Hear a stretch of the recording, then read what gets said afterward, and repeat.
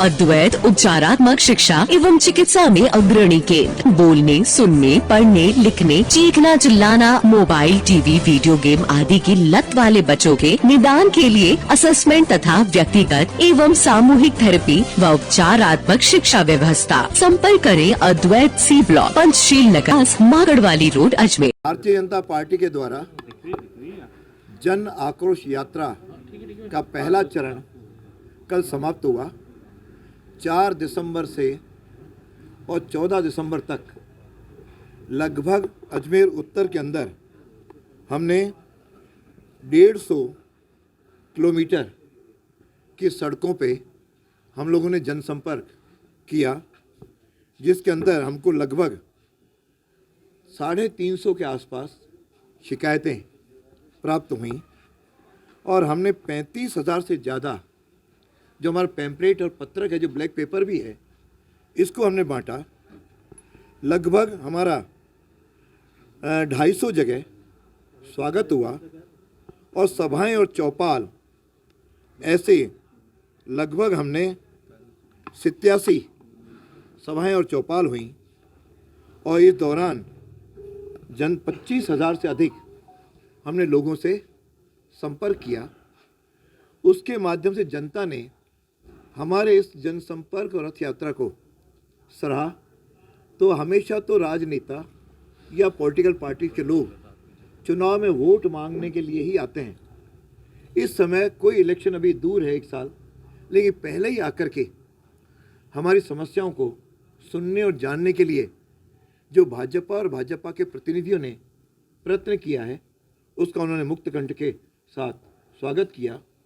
और साथ के अंदर हमारे उन्होंने सराहना के साथ उसमें व्यापारी संगठन भी थे, NGOs भी थे और साथ में विकास समितियां भी थीं, जिन्होंने ये यात्रा में पुष्प वर्षा से रथ की सराहना की।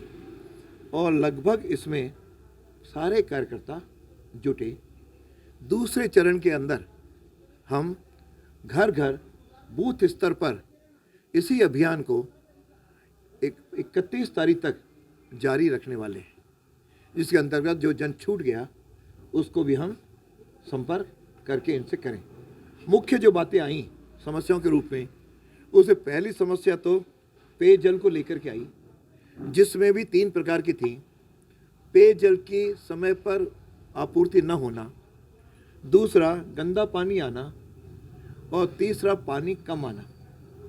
इन तीनों के लिए लोग काफ़ी परेशान हैं। और लोगों ने यह भी जानकारी दी कि जब भाजपा की सरकार थी तब हमको 36 से 48 घंटे में पूरे प्रेशर के साथ पानी मिलता था, और आज पिछले 4 सालों में पूरा ढर्रा बिगड़ गया है और अधिकारी उसकी सुनते भी नहीं हैं, और इस नाते लोग परेशान हैं। दूसरा जो आया कि कई जगह पाइपलाइन डालने के बाद, मतलब नई पाइपलाइन हम लोग ले आए, लेकिन डालने के बाद उन्होंने उसको रिपेयर नहीं किया। पर्टिकुलर वार्ड 75 में UIT कॉलोनी में इस प्रकार का आक्रोश हमको दिखा। तीसरा दिखा सीवरेज डालने में के बाद उन्होंने उसको घटिया सामग्री से उन्होंने उसको पूरा किया है, पट्टे नहीं बन रहे हैं और सड़कों के बेहाल हैं। सड़कों पे हालांकि विधायक कोष से और बाकी कुछ प्रयासों से कुछ सड़कें ज़रूर बनी हैं, लेकिन लोगों की अपेक्षा अभी भी कई सड़कें खराब हैं, जिसके आधार पे हमने इसको बढ़ाया। और दूसरा सबसे बड़ा आक्रोश बिजली की दर से था। लोगों को ये आश्वासन दिया गया था कि बिजली की दरें नहीं बढ़ाएंगे, लेकिन पिछले 4 सालों में 9 बार बिजली की दरें बढ़ी हैं। उससे लोगों में बहुत नाराज़ थी।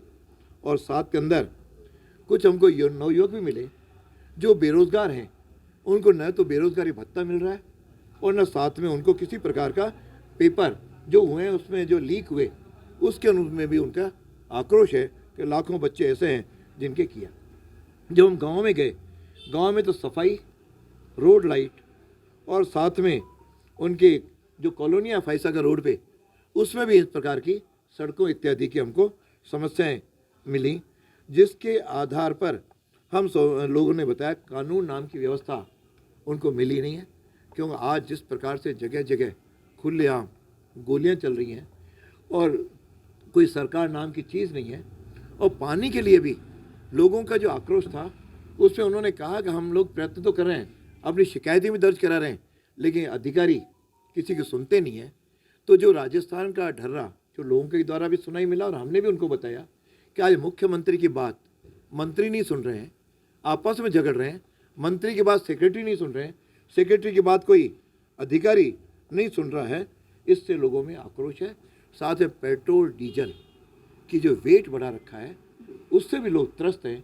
कहा जब महंगाई की बात आती है तो महंगाई में क्लियर कट उसके जिम्मेदार बिजली की दर और वेट की दरें हैं, जबकि केंद्र सरकार तो बराबर उनको पेट्रोल डीजल एक ही दाम पे सारे राज्यों को देती है। फिर जब उत्तर प्रदेश, मध्य प्रदेश, गुजरात, हरियाणा, पंजाब इसमें सस्ता मिल सकता है तो राजस्थान में सस्ता क्यों नहीं, इस प्रकार के लोगों के द्वारा उत्तर आए। और विशेष रूप से अजमेर के अंदर लोगों ने दो और बिंदु बताए।